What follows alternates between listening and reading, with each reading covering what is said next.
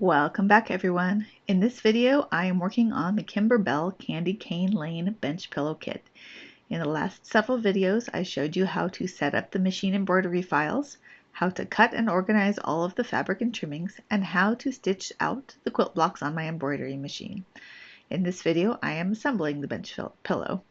I will be showing how to assemble the blocks, how to make the back, apply the embellishments, and of course how to add the lights. After stitching all of the blocks, I need to trim and square them. Your pattern will list the size for each block. I am using the Kimberbell orange pop rulers for this part. You don't have to use these, but I find that they are very helpful for centering the designs. Instead of cutting around the outside edges of these rulers, you actually use the inside edges as your cutting guide. So you can watch as I find the correct size ruler and cut on my lines. This will help me get all of the blocks in exactly the right size in order to stitch them together.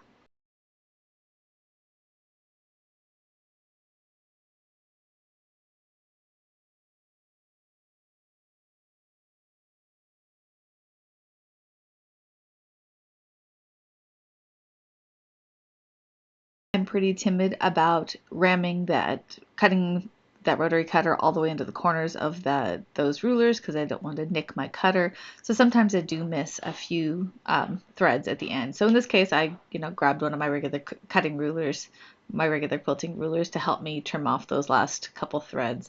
A pair of scissors would also do this, and if I were working with those orange pop rulers better, that's not normally a problem. So. Alright, welcome back everybody. Alright, so today I am working on my Candy Cane Lane bench pillow from Kimberbell. I am at the point of the project where I want to go ahead and poke the holes for these little eyelets where my fairy lights are going to come through. The pillow will light up and it'll look like the houses and street lamps are actually lit, which is such a cute idea. So I have been trying a couple of different options for how to actually make those holes. Now you can see I've got a bunch of tools here laid out. The first one that I tried, so I've got a scrap here that I'm playing with. First thing that I tried is the crocodile. This is almost the perfect tool. It's got two settings for how big of a hole it can punch, 1/8 and 3/16. Then it also has a way to do like brads or snaps or something. So it does work, and I did attempt. Oh my, I'm stuck here. I did attempt a test hole using some of my scraps from trimming the front. In fact, I'll show it to you again. That's what these other holes are. I have some same batting that I use on the inside, the front with this SF101. What I would do is you would put it under, you would line it up just right. Squeeze, it will make a hole. It actually makes a great hole, nice and round. You can see that, obviously through the batting and everything. So it's actually great. It seems to be about the right size to fit the light. You have to squeeze the little light bulbs, which are tiny on these strands. You need to squeeze it through the hole. Oops, I think my scraps have come separated. But see, that's just about right. Perfect size. The one concern I have with doing this is that hole is almost exactly the size of the actual eyelet hole, which means, sounds great, except it means if I'm just a little bit off with my punch one way or another, I'll just end up cutting a hole through all my stitches. Not real comfortable with that approach. So next thing I tried was to get a sewing awl, and I first reached for my handy dandy one that I use all the time. This is one that I bought from a crafter who turns the handles on a lathe and adds the handles and makes pens and things. I don't have a link to a shop. If I find it again, I will post it, but it was somebody that I bought it in person, so I don't have a shop link. So this does make a great hole. You kind of, push it through there, or don't poke your hand, be very careful, or, put it on your cutting mat and do it, and kind of work it around. The problem with this one is it might actually be too fine, because here's my light. This is that hole that I just punched. It's gonna be really tight to work it in there, so the hole isn't big enough. So after that, I've gone and gathered a number of other options, including apparently I have too many awls. I have two more. Let's try this blue one. It's a little fatter. It's supposed to be like silicone or rubberized or something that is rubbing off, but the shaft of it's still fatter. So what if I start it with my sharp one and then work it with this? I'm trying to make sure I don't poke myself in the hand. So I'm just going to jam it down into that same hole I've already poked. Oh, the rubber coating is a problem. Nope. Okay, might work. Except because I've damaged the end of this, the silicone coating is getting caught. So that one's not going to do it. This clover one is a little skinnier, I think, than my other one. So that's not a good option.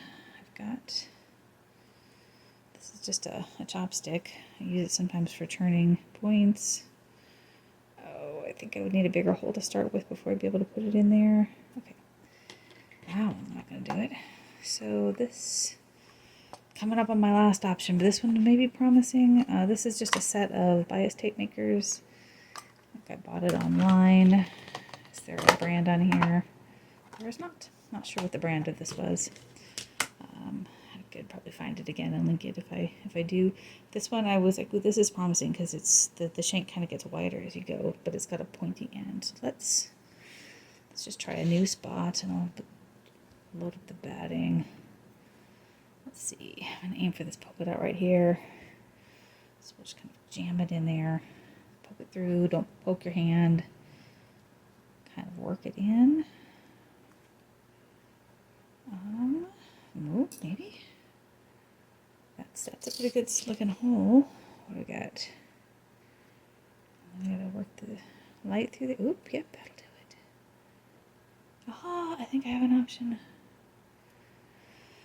Alrighty, I think we have a winner. So you're poking your holes. Be careful. It's a little bit 1/8 of an inch on these designs. I think you could do it, but I'm not willing to attempt it. So let's. But if you find an awl with a kind of a fatter shaft, try that. I'm gonna put this guy away. Move these out of the way, and you can watch me attempt this live. All right. Cross your fingers for me. I'm gonna keep my fingers out of the way because I've poked myself. But anyway, don't poke yourself. Here we go. Smack in the middle. Jam it in from front to back. Kind of twisting it as I go, working it around. Go until it's about fills up that hole. See, I'm keeping it inside the stitching. Twisting, twisting, twisting. That looks pretty good. I fit a hole through from the back. So you can see the hole in the back. Oh, I think that'll do it. Okie dokie. Well, I may go on mute, and you guys can watch me poke a whole bunch more holes because I have 1, 2, 3, 4, 5, 6, and 7 blocks to do. Some of these have a bunch of holes, some of them only have a couple. Alright, here goes nothing.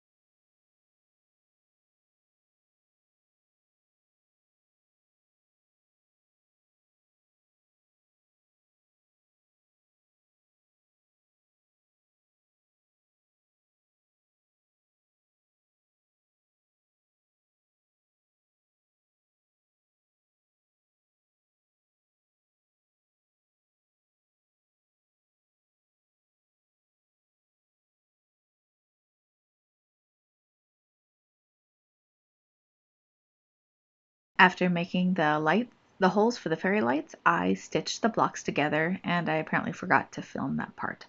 But let me show you how I handled the seams on the back of my blocks. I want to press the seams open, but I have stabilizer and batting already embroidered in, both of which could melt if the iron is too hot. So I am using a press cloth to protect the back of my blocks. My press cloth is nothing fancy. It's literally just a square of cotton muslin that I keep with my iron just for this purpose. I am also using a clapper, which is a wooden board to help the seams lie flat.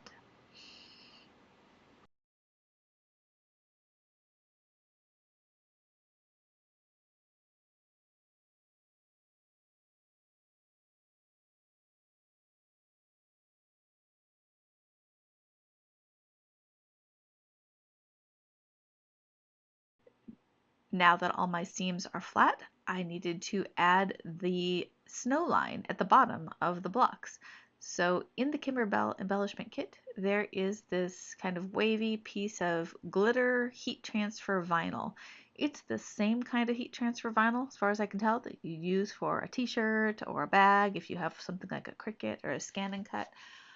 So normally how you do that is you peel off the clear plastic backing and you line it up, and then you carefully use a hot iron or a heat press to kind of melt it in place.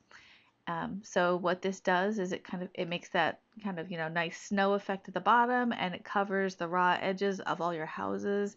And bonus material, if you were not perfect at trimming and squaring all of your houses, your house blocks, and the bottoms are a little uneven, you can totally hide that in that snow because it'll cover up the bottom, quarter inch or so. So if you weren't perfectly even cut when you trimmed all your blocks, no worries. This will hide a bunch of sins, and it makes it look really cute. So what I did here was I used quilt pins to kind of lay it out and adjust it left to right the way I liked it before I got ready to iron. Follow the instructions on the package for how hot to use the iron and how long. It's really pretty simple, and it turned out so cute.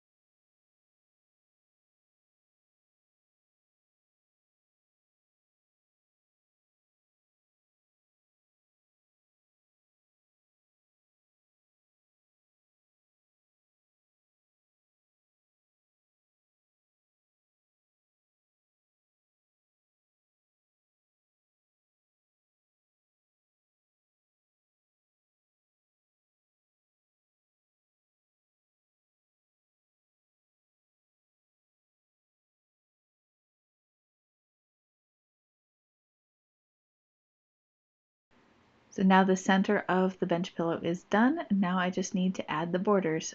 Process is the same as sewing the blocks together. I sew with that quarter-inch seam, and then I press the same way I did before, and in no time at all, the top is done, and I can trim and square up the sides. The next step in this project will be to sew on the rest of the embellishments. I bought the Kimberbell kit. It comes with some adorable little shaped buttons, including like a penguin and snowflakes, and regular buttons to make ornaments on the tree. There are also ribbons to add bows to different elements of the bench kit. So I'll be right back. I didn't film myself hand sewing these pieces on, but I do just do that by hand.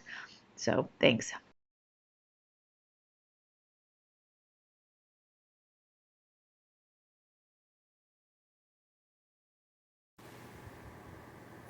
Hey guys, I am almost done with this. So I only have a few steps left. See, I've actually already attached all of my buttons and embellishments. Next up is the backing. So I'm following the instructions. They have you make a modified envelope backing. It actually is in 3 pieces instead of 2 like we do on some pillows. So I took my yard of fabric, or half yard or so of fabric. I've cut a center section and 2 sides. I've hemmed the edges. Now I'm going to lay this out and get it pinned to the top. It's a little longer, so that'll be extra that I will trim off. But let's see, I'm just going to clip this on evenly across the top. Just use some quilt clips here. And then when I go to sew, it's just a kind of a 1/4 inch all the way around. So you have 2 side panels. I like to cut off the selvage from one side and hemmed one of the 2 sides. And let's see if I can show you if it'll fit on the camera. These are actually going to, actually I think I have that backwards, don't I? Yep, I think I want the big side on the outside, so when I turn it right side out, nope, I was right the first time. When I turn it right side out, the big center will be the outermost layer, and the small side panels will be the inside layer. So I'm going to try to line this up with the side. See, there's an overlap there. That'll give me room to put a pillow in there if I wish to use this as a bench pillow and not just a wall hanging. It may just be a wall hanging for me. This will also give me room to be able to add the fairy lights that will light up my design. So now let's go ahead and kind of pin or clip here in this case all the way around the edges. See if I can straighten that out. I'll get a little extra. Let it hang over a bit. So once I've got at least the main sides clipped in place, make sure I've got a clip there where the overlap is. So the other side.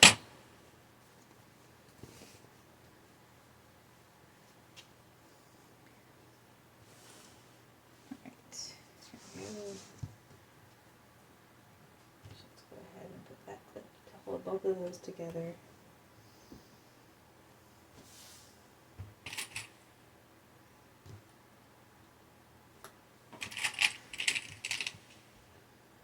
I don't need a ton of these. I'll just use my walking foot when I'm stitching it. So the sides, I don't have the bottom clipped. Let me show you what's going on with the sides, because there is an overhang. I could actually trim it to size. That would probably be the most precise way to do it. And instead,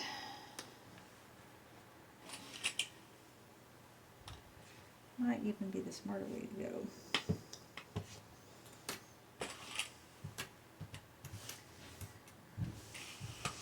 Instead here, I could measure it and trim this backing so that it's exactly the same size as the top. I think instead of doing that, I'm going to pin it.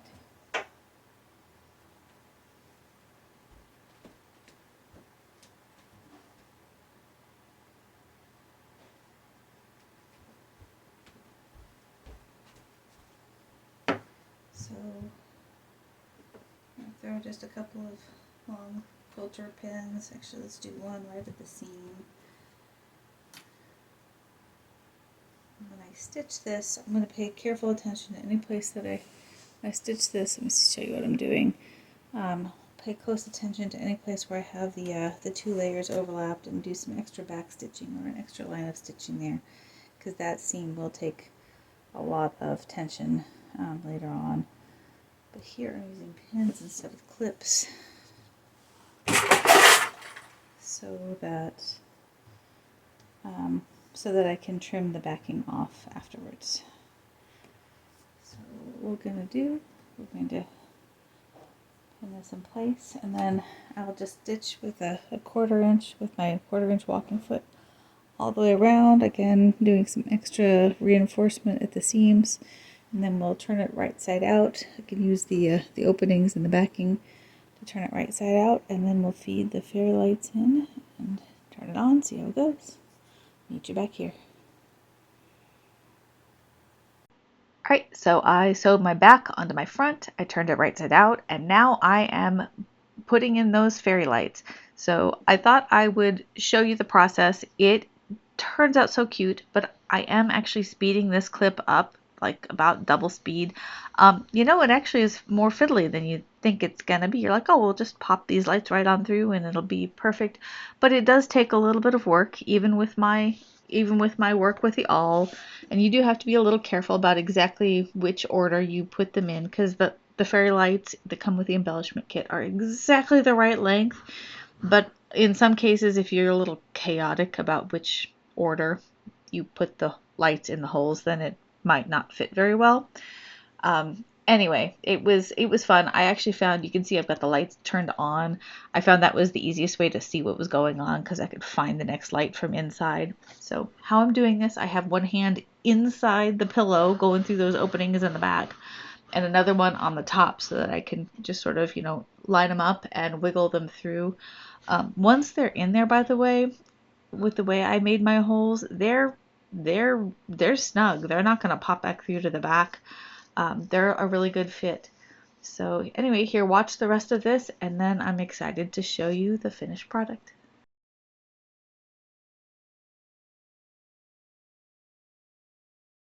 And finally, here is the finished bench pillow with the lights on.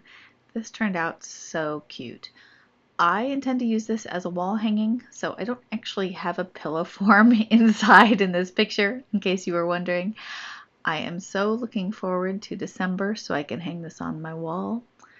Merry Christmas, everyone, and happy sewing!